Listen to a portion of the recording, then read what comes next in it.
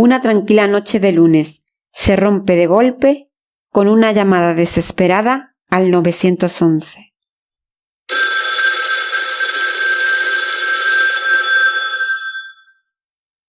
La teleoperadora, con voz firme pero serena, responde: 911, ¿cuál es su emergencia? Al otro lado de la línea, la voz que responde es la de una joven que está muy nerviosa. Está llorando, respira con dificultad, jadea y dice que unos hombres han entrado en su casa, que la han atado. Y de pronto, de fondo, se escucha la voz de un hombre gritando: ¡ayuda! La llamada la realizó Jennifer Pan. ¿Quién es Jennifer Pan? Jennifer era lo que muchos considerarían la hija perfecta. Sacaba excelentes notas. Obedecía las estrictas normas que sus padres tenían establecidas. No salía de fiesta con sus amigos. El tiempo libre lo dedicaba a tocar el piano, a sus clases de patinaje artístico o a estudiar. Pero, ¿era realmente así Jennifer Pan? ¿O no era tan perfecta como quiso hacer creer a sus padres? Hoy vamos a adentrarnos en un caso que sacudió a todo Canadá y al mundo entero. La historia de Jennifer Pan, la joven canadiense que vivió atrapada entre las expectativas imposibles de unos padres estrictos y su deseo desesperado de vivir su propia vida. Cuando la presión, el engaño y la desesperación se mezclan, el resultado puede ser devastador. Los padres Han Pan y Bish Hap eran inmigrantes vietnamitas de origen chino. Llegaron a Canadá en 1979, buscando una vida mejor. Ambos llegaron como refugiados tras la guerra de Vietnam. Trabajaron muy duro y construyeron una vida para su familia. Se establecieron en Markham, una ciudad tranquila y segura al norte de Toronto, en un barrio residencial tranquilo de clase media. Tuvieron 2 hijos, Jennifer, la mayor, nacida en 1986, y su hermano Felix, 3 años menor que Jennifer, quien nació en 1989. Desde fuera parecían el retrato de una familia ejemplar. El padre Han Pan trabajaba como maquinista en Magna International, una empresa de autopartes en Ontario. Tenía una ética de trabajo muy estricta y era conocido por su disciplina. La madre, Bish Hap, también había trabajado en el sector industrial, como ensambladora en una empresa de autopartes llamada Cosma International. Ambos eran considerados trabajadores ejemplares y muy enfocados en ofrecer a sus hijos una vida mejor. Han y Bish eran lo que algunos llaman padres tigre, estrictos, exigentes y estructurados. Estos padres suelen tener altas expectativas académicas. Esperan que sus hijos tengan calificaciones perfectas y logros sobresalientes. También suelen ser muy controladores con el tiempo libre y no suelen permitir que sus hijos pierdan el tiempo viendo la televisión, yendo de fiesta o en redes sociales. Así que podemos imaginar que la vida en aquella casa era bastante estricta, con poca tolerancia al fracaso y mucha presión para ser el mejor, como podremos observar más adelante que se dieron en el caso de Jennifer. Creían que el camino al éxito era una mezcla de disciplina y obediencia. Jennifer no podía salir con amigos, ni tener citas, ni participar en actividades sociales no supervisadas. Su único trabajo era estudiar. En los boletines de calificaciones debía haber solamente una letra, la A. Jennifer aprendió a tocar el piano a los 4 años y practicaba durante horas. También tomó clases de patinaje artístico y los fines de semana competía. En el colegio traía buenas calificaciones. Era una chica amable, respetuosa y bastante obediente. Para cualquiera visto desde fuera, era un orgullo de familia. Jennifer aprendió desde muy pequeña que el amor y la aprobación de sus padres estaban directamente vinculados a su rendimiento. Cada logro académico era recompensado, pero cada fallo tenía su castigo. Sus padres tenían planeada su vida desde antes de nacer, y el plan que tenían en mente no era negociable. Jennifer iría a la universidad, sería farmacéutica o médica, y en una u otra carrera tenía que sobresalir y triunfar. La presión por la excelencia puede parecer inofensiva, incluso beneficiosa, pero cuando se vuelve tan constante, tan absoluta y sin espacio para fallar, puede ser devastadora. Jennifer empezó a fallar en matemáticas y luego en química. No era la mejor, pero tampoco podía decirlo, y entonces tomó una decisión. Si no podía ser perfecta, fingiría serlo. Y aquí el primer punto importante. Cuando un niño interioriza que el cariño depende de su éxito, puede empezar a ver la mentira como un mecanismo de supervivencia emocional. Si las expectativas están tan altas que el niño se siente incapaz de alcanzarlas, puede creer que la única forma de seguir manteniendo el cariño de sus padres es mintiendo. Así que realmente Jennifer no era rebelde, pero sí era una excelente actriz. Durante años fingió medallas, notas altas, incluso cartas de aceptación a universidades. Todo para mantener intacta la imagen que sus padres querían ver. Y en ese proceso fue perdiéndose a sí misma. En público era la hija modelo. En privado vivía con una ansiedad creciente, atrapada en una doble vida, incapaz de decir la verdad. Este es el contexto donde se gesta la tragedia, donde empiezan las primeras señales.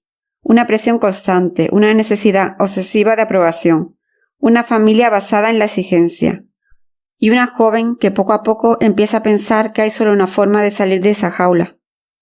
En medio de una vida marcada por el control y la apariencia, Jennifer encontró una vía de escape. Su nombre era Daniel Wong. Se conocieron en la secundaria. Daniel era todo lo contrario a lo que Jennifer conocía en su casa. Era simpático, relajado, sociable, hijo de una familia menos estricta que la suya, con una personalidad más permisiva. En Daniel, Jennifer encontró otra forma de ver la vida y a alguien que la aceptaba sin exigencias. Daniel Wong era un joven común, pero no del todo inocente. Aunque no tenía antecedentes criminales serios, estaba vinculado a un pequeño grupo de amigos que coqueteaban con el mundo de las sustancias y los delitos menores. Y aquí es donde su doble vida se vuelve aún más compleja. Ya no solo mentía sobre las calificaciones escolares. Después de terminar la secundaria, empezó a crear una vida paralela que nada tenía que ver con la realidad.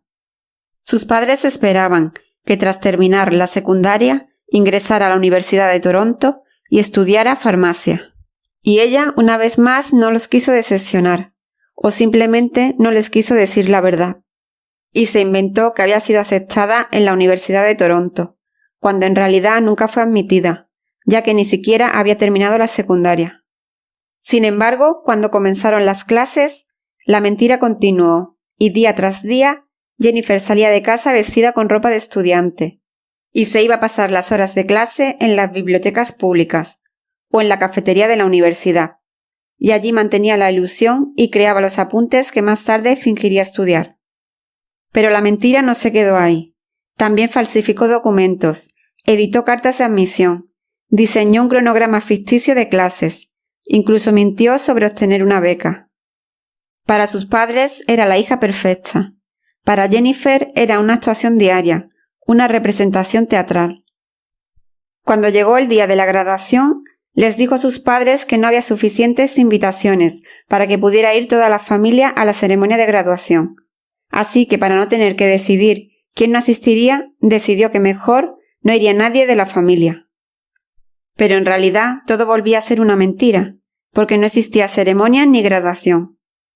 Después de esto, Jennifer tenía que seguir con su vida de mentiras, así que inventó que había conseguido un trabajo de voluntaria en uno de los hospitales más prestigiosos de Toronto. En este punto, los padres empezaron a sospechar y a darse cuenta de inconsistencias en su supuesta vida profesional. Jennifer afirmaba que trabajaba de voluntaria en un hospital, pero a sus padres les resultaba raro que no tuviera credenciales ni uniforme del hospital. Y finalmente, tras acompañarla un día a su lugar de trabajo, descubrieron que su hija no trabajaba allí. Y tras confrontarla, Jennifer terminó confesando la verdad, que llevaba años mintiéndoles, que lo del trabajo no era verdad, que no había estudiado en ninguna universidad y que ni siquiera había llegado a terminar la secundaria. Este sorprendente descubrimiento llevó a sus padres a imponerle restricciones estrictas, prohibiéndole ver a su novio y limitándole aún más sus salidas. Vamos a adentrarnos en la noche del suceso. Era lunes, 8 de noviembre de 2010, en Markham, Ontario. La casa de los Pan, que estaba ubicada en un vecindario tranquilo y de clase media, estaba cerrada como cualquier otra noche. Jennifer estaba en su habitación del segundo piso, hablando por teléfono con un amigo. Su madre Bis acababa de llegar de bailar, como hacía todos los lunes. Tras cambiarse de ropa para estar más cómoda, se dirigió a la sala de estar, que se encontraba en la planta baja, para pasar un rato viendo la televisión. Su padre Han, tras cenar, se había ido a descansar a su cuarto, que se encontraba en la segunda planta. Eran aproximadamente las 9:30 p.m. cuando 3 hombres armados y encapuchados irrumpieron en la casa. Según el testimonio de Jennifer, desde su cuarto empezó a escuchar ruidos que venían de la planta baja, y a su madre gritando, llamando a su marido para que bajara. Jennifer, que estaba hablando por teléfono, colgó la llamada y bajó el volumen de la televisión para escuchar qué estaba pasando. Dijo que tras escuchar esas voces se asustó y se quedó sentada en su habitación. Y cuando pasó un rato se asomó a la puerta de su habitación y uno de los hombres la vio. Dijo que ese hombre se acercó a ella y le ató las muñecas y le dijo que tenía un arma y que hiciera todo lo que él le dijera y de esa forma nadie saldría herido. El hombre le preguntó dónde guardaban el dinero y ella le dio los ahorros que tenía guardados en su habitación. Tras buscar en el resto de habitaciones y conseguir algo más de dinero, los asaltantes la amarraron a la barandilla de la escalera de la segunda planta. Dijo que desde la barandilla escuchó cómo esos hombres se llevaban a sus padres escaleras abajo hasta el sótano, y que escuchaba a su madre pedir a esos hombres que trajeran a su hija con ellos. Y fue entonces, cuando sus padres estaban en el sótano, cuando Jennifer escuchó varios disparos y a uno de los hombres diciendo que tenían que irse porque había pasado demasiado tiempo. Y cuando Jennifer escuchó a los hombres saliendo por la puerta, fue cuando llamó a la policía. Dijo que sacó su móvil, que había tenido escondido en el bolsillo trasero de su pantalón, y marcó el 911. Su voz era agitada, entrecortada. Decía que había sido un robo, que habían atacado a sus padres y que a ella la tenían atada. Mientras Jennifer estaba realizando la llamada, se escuchó de fondo a un hombre que estaba gritando ayuda. Era el padre de Jennifer, que malherido se había arrastrado escaleras arriba y había salido a la calle pidiendo ayuda. Help me, please. I need help. Where are you, ma'am? 238 Holly Avenue. I think we just don't know. I don't know Ma'am. where my parents are. Ma'am, 238 Avenue Road. Yes, Can you spell the street name for me, please? Dad. Cuando la policía de York Regional llegó a la casa, encontraron a Jennifer ilesa, atada de una forma sospechosa. La cuerda no estaba realmente apretada. El nudo era torpe, estaba mal hecho. El padre de Jennifer, aunque gravemente herido, no estaba muerto. Lo trasladaron al hospital de emergencia. Y la madre de Jennifer fue encontrada sin vida. En las primeras horas todo apuntaba a un robo, aunque no había señales de que la puerta principal hubiese sido forzada, pero en un principio se asumió que pudieron entrar por la puerta trasera. La policía no tardó en ver que los hechos no cuadraban. La escena del crimen tenía detalles extraños. Los asaltantes no habían robado objetos de valor que se encontraban en ese momento en la casa. Y lo más sospechoso era que esos hombres hubiesen dejado con vida a la única testigo que podría identificarlos. Era muy raro que Jennifer fue encontrada totalmente ilesa. Horas después del ataque, Jennifer fue llamada a declarar voluntariamente. Es interesante analizar su comportamiento en este interrogatorio y en los siguientes. En el primero, que como he dicho ocurrió horas después de lo sucedido, ella se mostró triste y afectada, pero calmada, demasiado calmada. Tiene las manos entrelazadas y cuenta lo sucedido con tristeza, como si estuviera afectada, pero no llora, no derrama ni una lágrima. Y durante todo el relato su tono de voz es bajo y calmado. También hay un momento del interrogatorio que me llama bastante la atención, y es cuando el detective se va un momento de la sala. Y cuando ella se queda sola, se levanta de la silla y empieza a moverse torpemente por la habitación. Y en algunos momentos agita los brazos, como para liberar tensión. Los detectives no solo observan su comportamiento, también analizan su historia. Y se preguntaban, ¿cómo logró sacar el móvil de su bolsillo trasero si estaba atada? ¿Cómo pudo marcar el 911 sin ver la pantalla? ¿Por qué a ella no le hicieron nada? El detective no lo dice en ese momento, pero ya lo sabe. Jennifer está mintiendo. En el segundo interrogatorio que se le hace a Jennifer, el detective cambia de estrategia. Ya no busca consolarla. Ahora la interroga con calma pero con más firmeza. Ella vuelve a relatar los hechos, pero esta vez los detalles cambian y no cuenta lo ocurrido exactamente como la primera vez.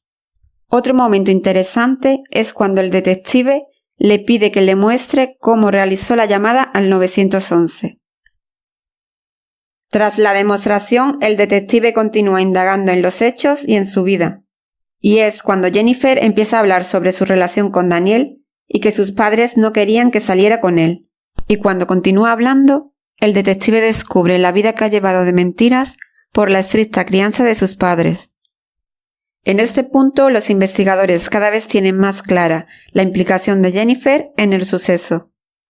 Así que le piden el consentimiento para poder revisar los mensajes y llamadas de su teléfono móvil, y ella acepta.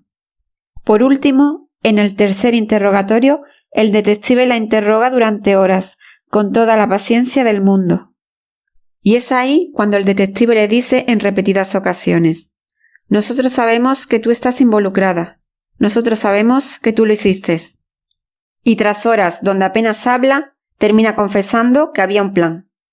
Pero no iba dirigido a sus padres, sino a ella, porque ya no aguantaba vivir con tanta presión. Los detectives ya lo tenían bastante claro, pero el broche final para dejarlo todo atado fue la confesión del padre de Jennifer. Cuando Han despertó del coma, confirmó lo que los detectives ya empezaban a creer.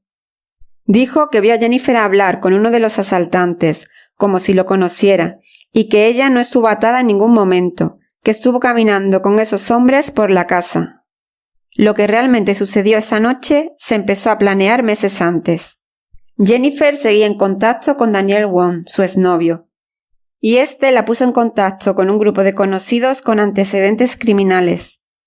Jennifer los contrató para que llevaran a cabo lo sucedido aquella noche. Durante esos meses se estuvieron mandando mensajes donde planeaban lo ocurrido. La noche del suceso, cuando la madre de Jennifer llegó y el padre ya se encontraba descansando en su cuarto, Jennifer bajó al salón donde se encontraba su madre para darle las buenas noches. Pero antes de subir las escaleras para irse a su cuarto, fue a la puerta principal y la abrió sin que nadie la escuchara. Una vez en la planta de arriba, se comunicó con los asaltantes a través del móvil y les dio la señal de que ya podían entrar en la casa. Llegamos al día del juicio. El juicio se celebró en marzo de 2014, casi 4 años después de la noche del suceso. Acaparó la atención de toda Canadá. El tribunal estaba lleno de periodistas y curiosos, y en el banquillo estaba ella. Parecía imperturbable. Iba vestida con sobriedad y tenía el rostro inexpresivo.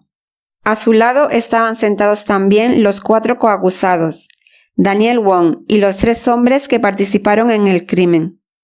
La fiscalía fue clara desde el principio. Jennifer no solo participó en lo ocurrido aquella noche, ella lo organizó, lo financió y lo planeó durante meses. La defensa intentó hacer creer que el ataque había ido dirigido solo contra su padre, que lo de la madre no estaba planeado, pero todas las pruebas dejaban muy claro que el plan iba dirigido contra ambos padres.